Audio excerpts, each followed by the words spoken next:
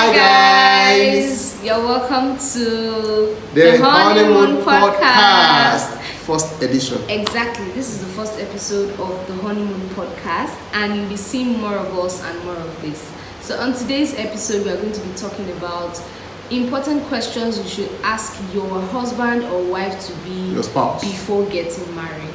Yes. And my name is Kendi. And I'm Oluwanifemi Odeshola. And we are the Bliss family. So the first most important question that you should ask anybody you are about to get married to as a child of God is number one, are you born again? Because what correlation, I don't want to. You are not supposed to marry outside your faith. Exactly. That is what we believe. Exactly. Some people do it. Yeah.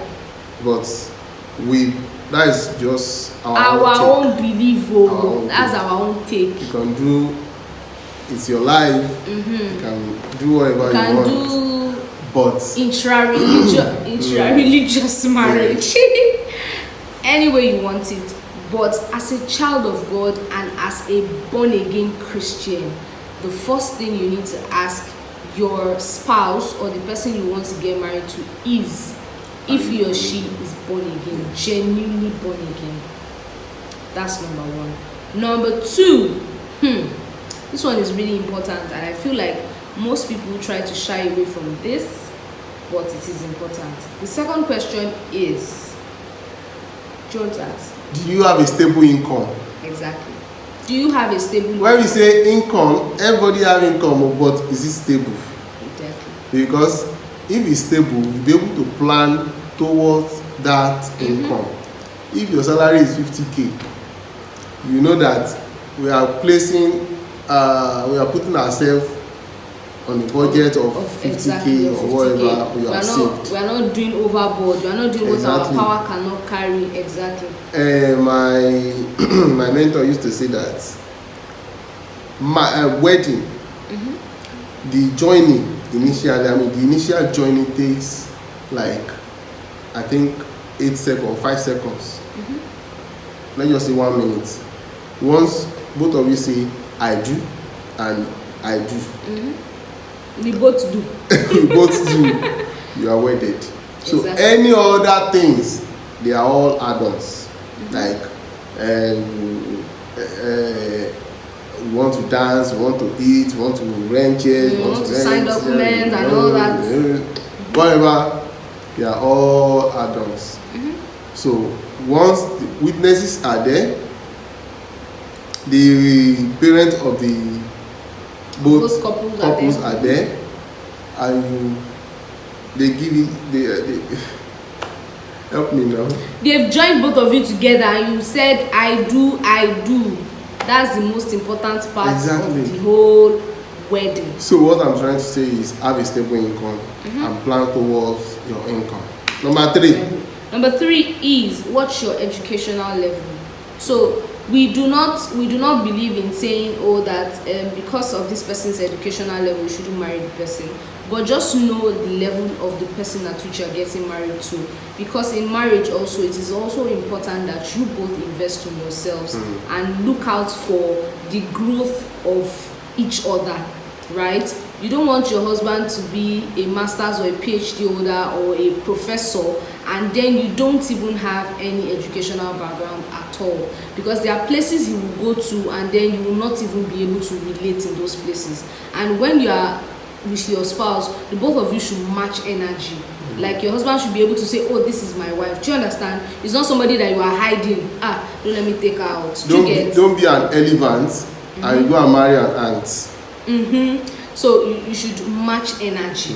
You get. So the next important question that you should ask your spouse is, do you believe in sexual purity?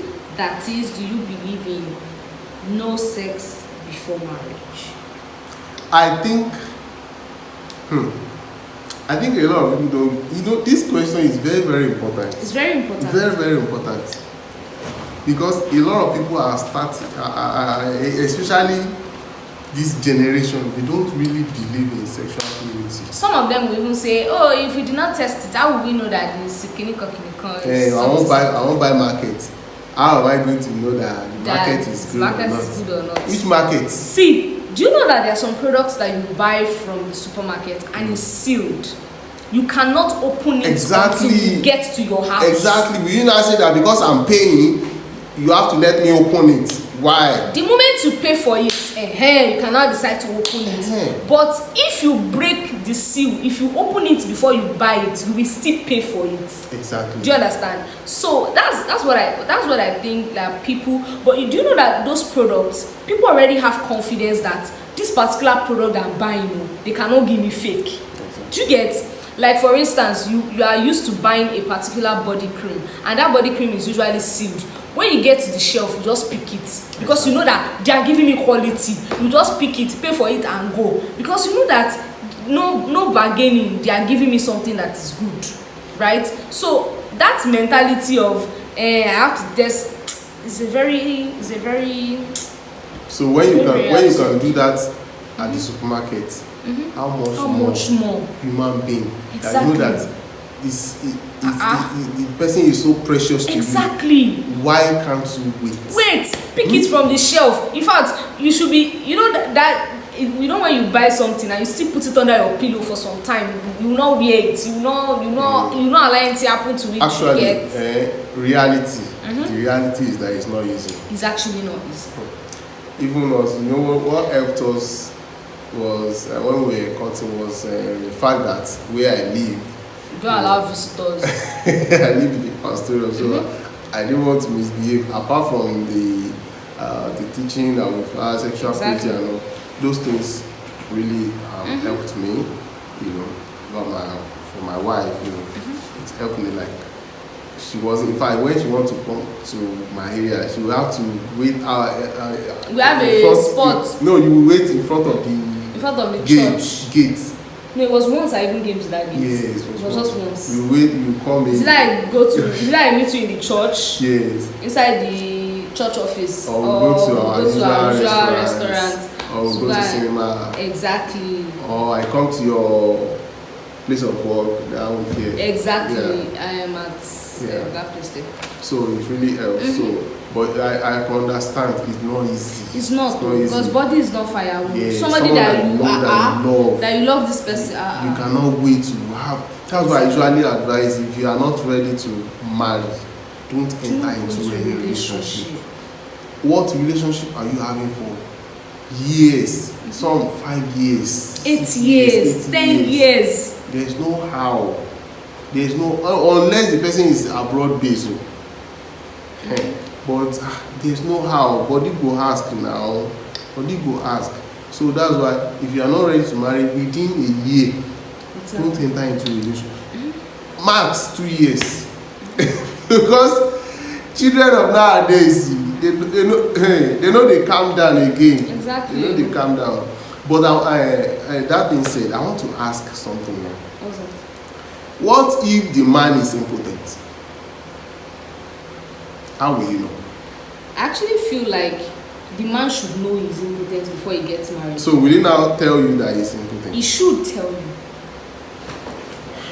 Yes, he should, because that's a very deadly secret to hide from somebody that you want to spend the rest of your life with. It's just like I'm struggling with my genital. Like maybe it's sometimes it's rise and fall. It's not really active like that. I will now say actually, don't you think it's red flag? It's just like a lady that has done series of abortions before, and then one thing led to another, her womb got damaged.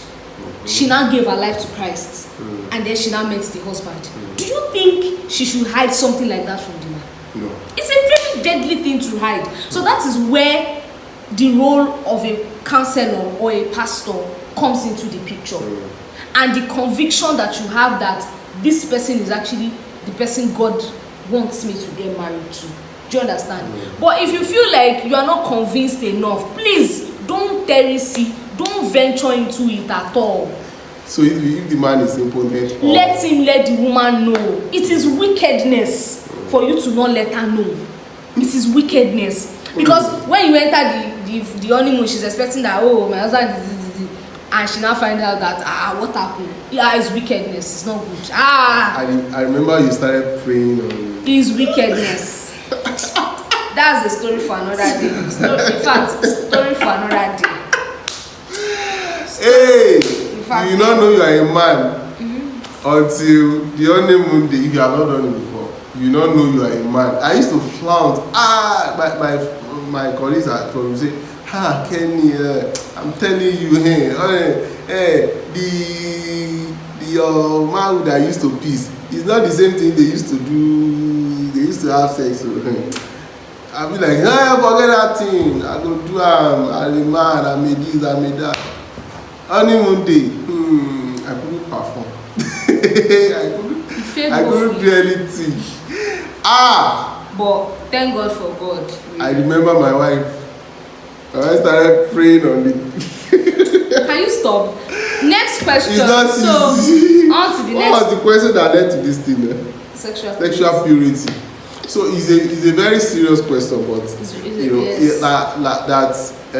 if there is any complication at all, maybe your partner, your partner's response needs a counseling, like needs someone that can counsel you on the response. Please seek counsel. Exactly. Maybe your partner has done abortion before, or your partner has done doesn't have womb, or have a health something. Anything related to them that you feel like it can affect the other person. And men, please before you get married, please do all the necessary tests. The necessary tests you need to do. In fact, we need to touch that actually. Seminal field analysis. We need to touch that on the tests that should be done before marriage for both parties. Yeah. So we are going to come up with something like that in our next video. Yes. So the next the next question is, do you have any underlying illness?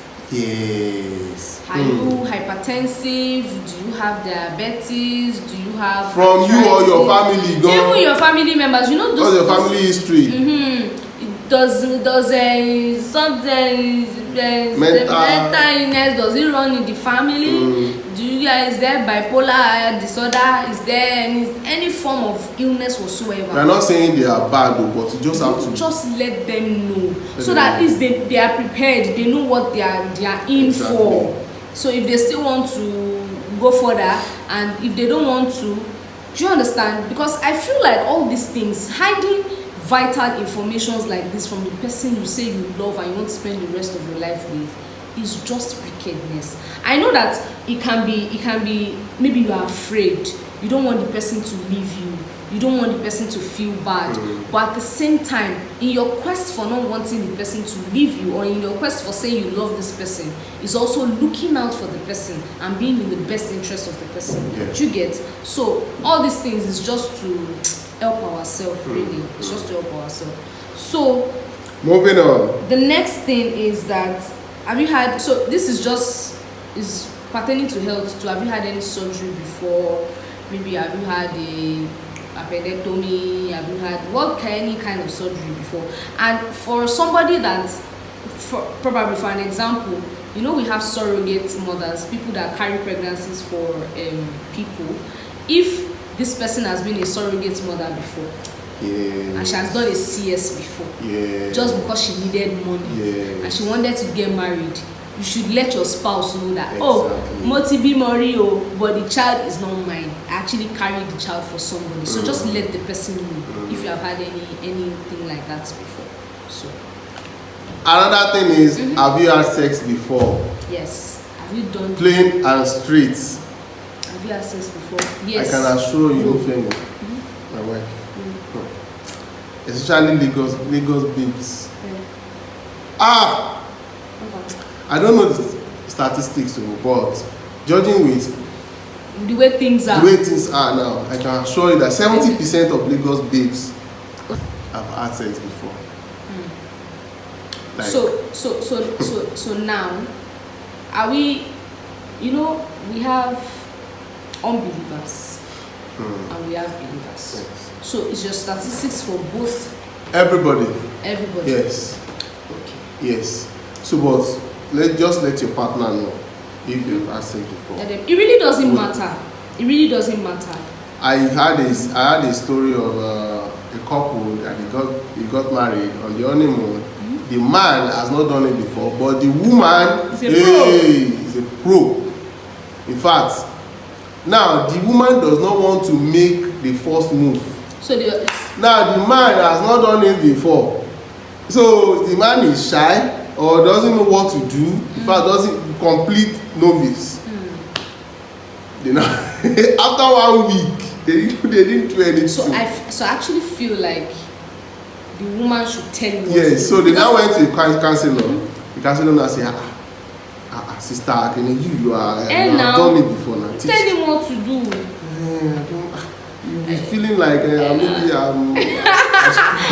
get that. And when you finish bathing together, just teaching. This is how to go about it. But that thing, it's not easy. Really? So ask them, have you asked it before? And how many times, if possible? Is it necessary? Yeah. What's the body count? Just ask. Moving on. So the next thing on our list is have you cried before? Like not tears of joy. Like have you cried? Like what has made you cry? Especially for the man. Because men used to form strongy, like they don't used to cry. Like my husband, he says he has never cried before, but me, I'm still looking for that day. Before. What made you cry? Been long, that is work related. I'm still looking for that day that this man will cry, not tears of sadness, but tears of joy. I just want to see water. I want to see water come out of his eyes. The emotional for once. He used to do strong, but yeah. Well, the second time I cried was when I lost a friend. I don't know. That's true. I think you told me that. Yeah. So another question that you should ask. The next question that you should ask is if this person has been abused before. Sexual abuse. It's abuse. Yeah. If the person has been abused before, so it's not something that they may want to really.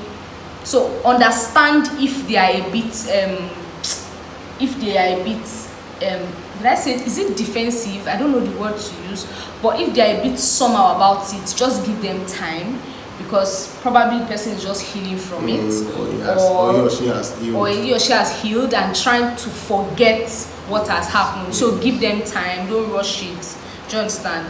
Now, the next thing is financial transparency / joint account. Do you believe in joint accounts?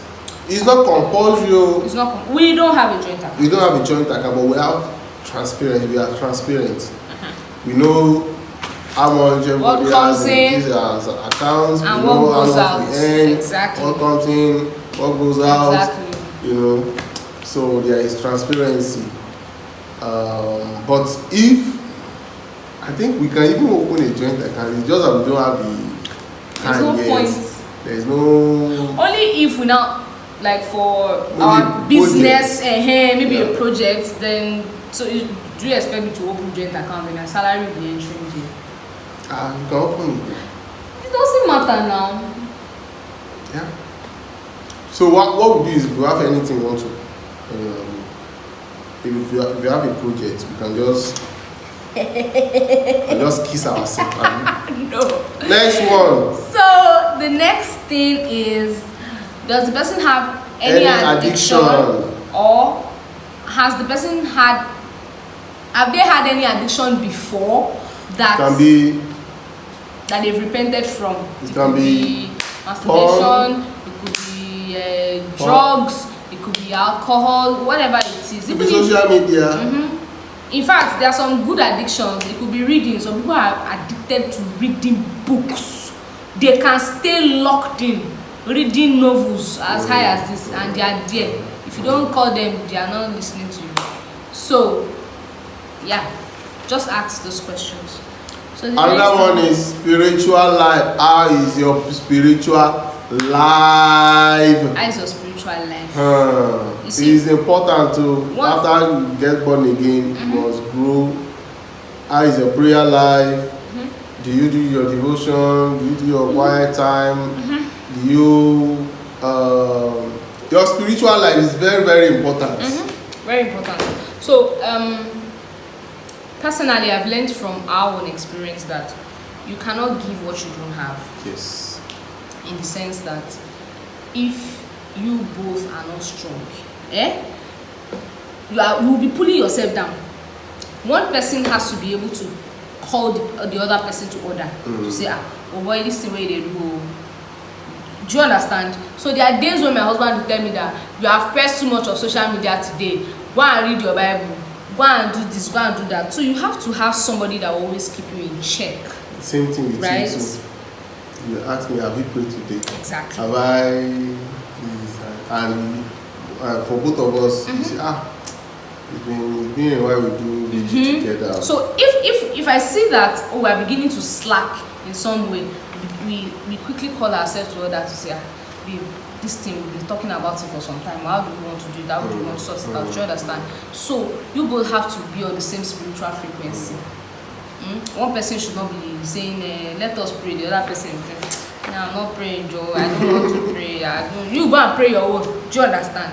So you should derive joy in your spouse spiritual growth. Exactly, because it will help you both. Yes.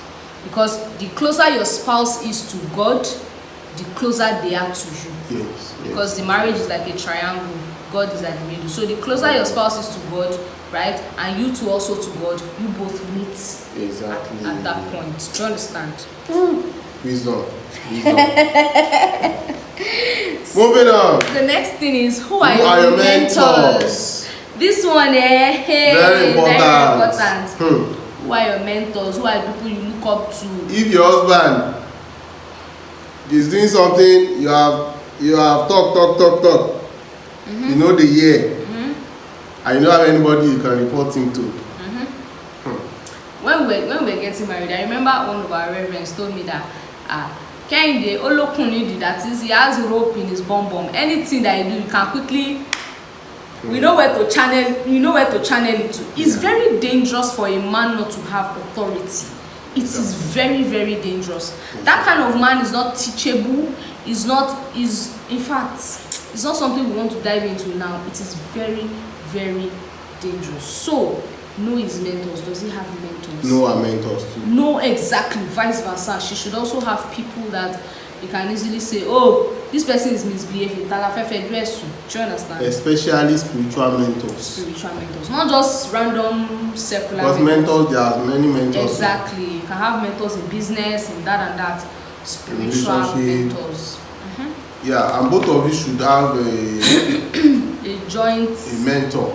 Like maybe spiritual father or mother. Yes, for both could be your them. church pastor, could be your, do you understand? Yes. So yeah. So the next thing is, would you ever consider divorce?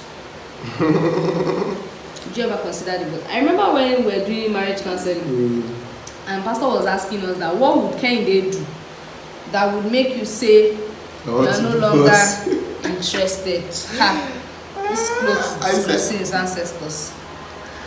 I said. You said cheating. And he asked me. I say nothing. Because by the way, I just wrote a book, How Not to Cheat on Your Wife. So, watch out. Stay tuned because the book is going to be a banger. Where do my G? Sorry, banger. I'm not doing it again. So, ask the person's take on divorce. Some people, like my husband has said, so do you still have that notion now? No. Exactly. Immediately it was corrected, like no, if you have that notion, the devil will dwell on that. Exactly. He will use that as a entry point. You have said if, so the devil they will do looking so for and a way to make the person do that if you get. So now and the last but one not the least for now is, how do you handle conflicts? exactly. Do you keep malice? Do you do physical fights? That's those. Or do you abuse? I used to be foolish. Yes. Okay, something wrong with you. Oh yeah, You abuse all their ancestors in their house. Or you is that if anything happen, you fling it on the TV, you break the chair, you will break bottle. So you need to ask questions. Or immediately the conflict happens, you have called your mommy, your daddy, your brother, your sister. Hello, can you come and that something. You begin to report to everybody. Or you go to your WhatsApp and start reporting. And start typing your status. Married is scam. Exactly. Marry at your own risk. And you begin to type all sorts of things. So how do you manage conflict? When you are angry, when somebody offends you, how are you able to manage it? How are you able to put yourself together to handle the situation?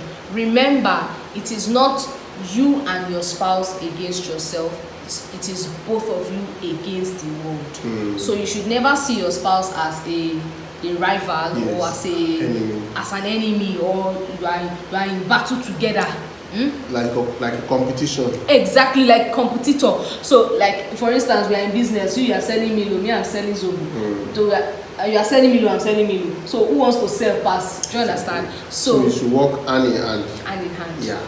Why is my hand so small? So you should work hand in hand.